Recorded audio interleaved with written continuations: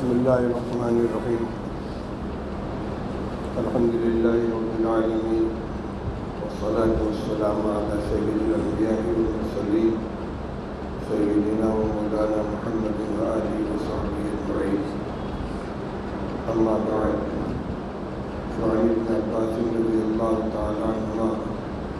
قال قال رسول اللہ صلی اللہ علیہ وسلم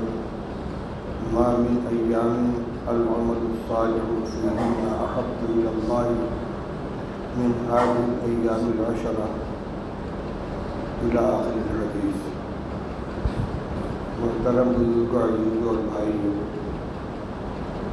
ذی القعدہ کا مہینہ ختم ہونے والا ہے اور ذی الحجہ کا مہینہ آ رہا ہے جو ہجری کیلنڈر کے اعتبار سے آخری مہینہ ہے، اور رمضان مبارک کے بعد اس مہینے کی بہت سی خصوصیات میں بڑی اہمیت ہے۔ کئی اسلامی احکام اور شعائر اس مہینے سے متعلق ہیں۔ اسلام کا چوتھا بڑا فریضہ یعنی حج اسی مہینے کی 8 سے 12 تاریخ تک ادا کیا جاتا ہے، اگرچہ اس کی ادائیگی مخصوص مقامات کے اوپر ہوتی ہے اور صرف انہی حضرات سے اس کا تعلق ہوتا ہے جو سفر حج پر گئے ہوئے ہیں، لیکن ان کے علاوہ باقی جتنے اعمال ہیں وہ پوری امت مسلمہ کے لیے اور ہر مقام کے لیے۔ اسی مہینے میں اسلام کا ایک اہم فریضہ یعنی وہ قربانی کا عمل انجام دیا جاتا ہے جو حضرت ابراہیم علیہ السلام کی قربانی کی یادگار ہے۔ اسلام کی اللہ کی طرف سے عطا کی ہوئی دوسری بڑی تہوار عید الاضحیٰ اسی میں ادا کی جاتی ہے۔ ان سب کے علاوہ ایک بڑی اہم خصوصیت اس مہینے کی ہے، ابھی میں نے آپ کے سامنے حدیث پڑھی ہے، بخاری شریف کی روایت ہے۔ عبداللہ ابن عباس رضی اللہ تعالیٰ عنہ فرماتے ہیں کہ رسول اللہ صلی اللہ علیہ وسلم نے ارشاد فرمایا کہ ما من ایام العمل الصالح فیہن احب الی اللہ من هذه الایام العشرہ، کوئی دن ایسا نہیں ہے جس میں کیا جانے والا نیک عمل اللہ تعالیٰ کو ان 10 دنوں میں کیے جانے والے اعمال سے زیادہ محبوب ہے۔ ذی الحجہ کی ابتدائی 10 تاریخیں جن کو ایام عشرہ کہا جاتا ہے، آپ صلی اللہ علیہ وسلم فرماتے ہیں کہ کوئی دن ایسا نہیں ہے جس میں کیے جانے والے اعمال اللہ تعالیٰ کو ان 10 دنوں میں کیے جانے والے اعمال سے زیادہ محبوب ہو۔ قالوا ولا الجہاد یا رسول اللہ، صحابہ نے عرض کی یا رسول اللہ کے راستے کا جہاد بھی اگر اور دنوں میں کیا جائے تو ان دنوں میں کیے ہوئے اعمال سے زیادہ محبوب نہیں ہے؟ فرمایا ولا الجہاد فی سبیل اللہ، ہاں جہاد فی سبیل اللہ بھی اس سے زیادہ محبوب نہیں ہے، الا یہ کہ کوئی شخص اپنی جان اور مال کو لے کر اللہ کے راستے میں نکلے اور کچھ لے کر واپس نہ لوٹے، جان بھی قربان کر دے، مال بھی قربان کر دے، اس کا عمل بڑھ جائے گا۔ اس روایت کی بنا پر محدثین کرام میں یہ گفتگو چھڑ گئی کہ رمضان مبارک کے آخری عشرے کی اہمیت زیادہ ہے یا عشرہ ذی الحجہ کی فضیلت زیادہ ہے۔ ذی الحجہ کی پہلی سے لے کر 10 تاریخ تک جس کو عشرہ ذی الحجہ کہتے ہیں یہ زیادہ اہم ہے یا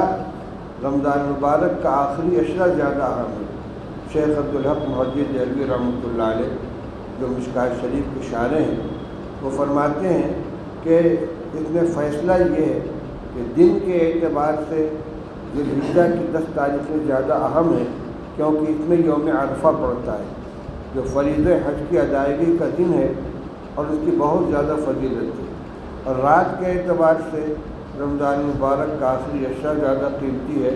کیونکہ اس میں شب قدر واقع ہے۔ تو شب قدر کی وجہ سے رمضان کے آخری عشرے کی اہمیت ہے اور یوم عرفہ کی وجہ سے ذی الحجہ کے پہلے عشرے کی زیادہ اہمیت ہے۔ پھر اس روایت میں رسول اللہ صلی اللہ علیہ وسلم نے کسی خاص عمل کے بارے میں نہیں فرمایا کہ فلاں عمل کیا جائے، کوئی بھی نیک عمل ہو جن میں ایک نفلی روزہ بھی ہے۔ رمضان المبارک عشرہ ذی الحجہ میں 10 تاریخ کو تو روزہ رکھنا حرام ہے، 10، 11، 12، 13 ذوالحجہ اور شوال کی پہلی تاریخ، یہ سال کے 5 دن ہوئے جس میں روزہ رکھنا ناجائز ہے، لیکن پہلی تاریخ سے لے کر 9 تاریخ تک کا روزہ یہ مسنون ہے۔ ایک روایت ہے جو امام ترمذی رحمۃ اللہ علیہ نے نقل کی ہے، اگرچہ اس کو سند کے اعتبار سے ضعیف قرار دیا گیا ہے، لیکن اس میں رمضان عشرہ ذوالحجہ کے تمام دنوں کے روزے کے بارے میں فرمایا کہ یہ 1 سال کی گناہ کا کفارہ بن جائے گا، اور 9 ذوالحجہ کے روزے کے بارے میں فرمایا کہ 1 سال گزشتہ اس کی عبادت جو ہے شب قدر کی عبادت کے برابر ہے۔ البتہ ایک روایت دوسری ہے جو مسلم شریف کی ہے، مسلم شریف میں رسول اللہ صلی اللہ علیہ وسلم کا یہ ارشاد نقل کیا گیا ہے، حضرت ابو قتادہ رضی اللہ تعالیٰ اس کو راوی ہیں، اس میں رسول اللہ صلی اللہ علیہ وسلم نے رمضان کے علاوہ باقی ایام میں رکھے جانے والے روزوں کی فضیلت بیان فرمائی ہے۔ آپ نے فرمایا کہ جو شخص رمضان کا روزہ رکھے اور ہر مہینے کے 3 روزے رکھ لے تو گویا اس نے پورے سال روزہ رکھا، کیونکہ ایک نیکی پر 10 اجر ملتا ہے، تو 30 روزے کے 300 اور 30 روزے کے 3 روزہ اگر ہر مہینے میں رکھا جائے تو اس کی وجہ سے اس کا پورا مہینہ گویا روزے کے اندر شمار ہو جائے گا۔ تو ایک تو یہ بیان فرمایا آپ نے، دوسرے عاشورہ کا روزہ فرمایا، 10 محرم کا روزہ یہ گزشتہ 1 سال کی گناہوں کا کفارہ ہے، اور عرفہ کے دن کا روزہ یعنی ذوالحجہ کی 9 تاریخ کا روزہ فرما میں امید رکھتا ہوں کہ یہ گزشتہ 1 سال اور آئندہ 1 سال کے گناہوں کا کفارہ بن جائے گا۔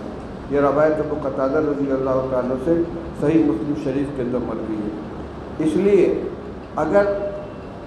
پورے عشرے میں پہلی تاریخ سے لے کر 8 تاریخ تک روزہ نہ رکھ سکے، مسلسل نہ رکھ سکے، ہمت نہ ہو، تو کم سے کم عرفہ کا روزہ ضرور رکھ لینا چاہیے۔ البتہ یہ روزہ حاجیوں کے لیے نہیں ہے، کیونکہ حج کے ایام میں عرفہ کا دن سب سے زیادہ محنت کا، سب سے زیادہ مشقت کا دن ہے، اسی لیے رسول اللہ صلی اللہ علیہ وسلم نے بھی عرفہ کے دن روزہ نہیں رکھا ہے، کیونکہ آپ کا عام معمول تھا عرفہ کے دن روزہ رکھنے کا۔ جب آپ حج میں تشریف لے گئے تو اس صحابہ میں اختلاف رائے ہوا کہ آج رسول اللہ صلی اللہ علیہ وسلم روزے سے ہے یا نہیں، تو عبداللہ ابن عباس رضی اللہ تعالیٰ عنہ کی والدہ جو حضور صلی اللہ علیہ وسلم کی چچی ہیں، ام الفضل رضی اللہ تعالیٰ عنہ، انہوں نے ایک پیالے میں کوئی پینے کی چیز حضور کے پاس بھیجی، چاہے وہ دودھ تھا یا پانی تھا۔ رسول اللہ صلی اللہ علیہ وسلم جبل رحمت کے دامن میں وقوف فرما رہے تھے، آپ نے اس پیالے کو لیا اور لوگوں کو دکھلا کر نوش فرمایا، یہ بتلانے کے لیے کہ میں روزے سے نہیں ہوں۔ اس سے مسئلہ یہ نکلتا ہے کہ حاجی کے لیے عرفہ کا روزہ رکھنا پسندیدہ نہیں ہے، لیکن غیر حاجی کے لیے یہ سال کے ایام میں بہت قیمتی دن ہے، 9 ذوالحجہ کا روزہ ضرور رکھ لینا چاہیے، اور اگر ہمت ہو تو پہلی تاریخ سے لے کر 9 تاریخ تک جتنا روزہ ہو سکے وہ رکھ لیں۔ دوسری بات یہ کہ اس میں کسی خاص عمل کے بارے میں نہیں فرمایا کہ فلاں عمل بہت پسندیدہ، بلکہ ما من ایام العمل الصالح، کوئی بھی نیک عمل اللہ کو ایام میں کیا جانا بہت پسندیدہ ہے، جس میں ایک تو رمضان کا اس کا عشرہ کا روزہ ہو گیا، دوسرے قربانی کے دن میں قربانی کا عمل۔ حضرت عائشہ رضی اللہ تعالیٰ عنہ کی روایت ہے کہ رسول اللہ صلی اللہ علیہ وسلم نے ارشاد فرمایا کہ قربانی کے دن اللہ تعالیٰ کو اللہ کے راستے میں قربانی کرنے سے زیادہ پسندیدہ کوئی عمل نہیں ہے، اور قربانی کا خون زمین پر گرنے سے پہلے اللہ تعالیٰ کی قبولیت حاصل کر لیتا ہے۔ تو 10 دنوں میں 10ویں تاریخ قربانی کی اصل تاریخ ہے، باقی 11-12 کو بھی قربانی کی جا سکتی ہے۔ باقی اور جو نیک اعمال ہیں، نفلی روزے کے علاوہ قرآن پاک کی تلاوت ہے، دعا ہے، ذکر ہے، استغفار ہے، اور غریبوں کی مدد ہے، کسی بھی طرح کی نیکی ان ایام کے اندر کرنی چاہیے۔ اللہ کی رحمت کے بانٹنے کے جو مخصوص ایام آتے ہیں جن کی فضیلت احادیث کے اندر بیان کی گئی ہے، اس کا مقصد یہ ہے کہ ہم اس سے فائدہ اٹھائیں، اس پر عمل کرنے کی کوشش کریں۔ ایک عمل جو خاص بقرعید سے متعلق ہے ذوالحجہ کے احکام میں، وہ ہے قربانی کا وجوب۔ قربانی کے سلسلے میں یاد رکھنا چاہیے کہ یہ واجب ہے۔ بہت سے لوگ یہ سمجھ کر کہ میرے دل میں قربانی نہیں ہے، قربانی نہیں کرتے، ان کو سمجھنا چاہیے کہ یہ قربانی ایک اہم عمل ہے۔ رسول اللہ صلی اللہ علیہ وسلم نے فرمایا کہ جس شخص کے اوپر قربانی واجب ہو اور وہ قربانی نہ کرے فلا یقربن مصلانا، وہ ہماری عیدگاہ کے قریب نہ آئے۔ آپ نے اس کے بارے میں ناراضگی کا اظہار فرمایا ہے۔ قربانی کس پر واجب ہوتی ہے؟ صاحب نصاب پر، لیکن اس کے نصاب میں اور زکوٰۃ کے نصاب میں تھوڑا سا فرق ہے۔ مقدار تو وہی ہے، پرانے وزن کے اعتبار سے 52.5 تولہ چاندی جو موجودہ وزن میں 612.5 گرام بنتا ہے، اتنی چاندی کی قیمت کے برابر اگر کسی کے پاس مال ہے اور وہ بڑھوتری والا مال ہے، سونا چاندی روپیہ پیسہ مال تجارت، تو اس پر زکوٰۃ فرض ہو جاتی ہے اور سال گزرنے کے بعد اس کی ادائیگی ضروری ہوتی ہے۔ لیکن قربانی واجب ہونے کے لیے یہ بھی شرط نہیں ہے کہ مال نامی و بڑھنے والا مال ہو، بلکہ اپنی روزمرہ کی ضروریات سے فاضل جو چیزیں گھر میں موجود ہیں جن کی عام طور سے ضرورت نہیں پڑتی، فاضل چیزیں ہیں، ان کی مالیت بھی اگر مل کر قربانی کی یہ نصاب کے برابر ہو جاتی ہے تو اس پر قربانی واجب ہو جائے گی۔ حتیٰ کہ کتابوں میں بہشتی زیور وغیرہ میں لکھا ہوا ہے کہ تانبے پیتل کے بڑے بڑے دیگچے جو گھروں کے اندر ہوا کرتے تھے اب نہیں ہوتے، تو اسٹیل کے برتن استعمال ہوتے ہیں، جن کی نوبت کبھی سال 2 سال میں ایک مرتبہ آتی ہے، اس کی بھی قیمت جوڑی جائے گی۔ اسی طریقے سے گوٹا پٹا کے کپڑے جو عورتیں سلا کے رکھ لیتی ہیں، شادی بیاہ کے موقع پر سال 2 سال میں کبھی پہننے کی نوبت آتی ہے، اگر وہ اصلی زری کے بنے ہوئے اس کی بھی قیمت جوڑی جائے گی۔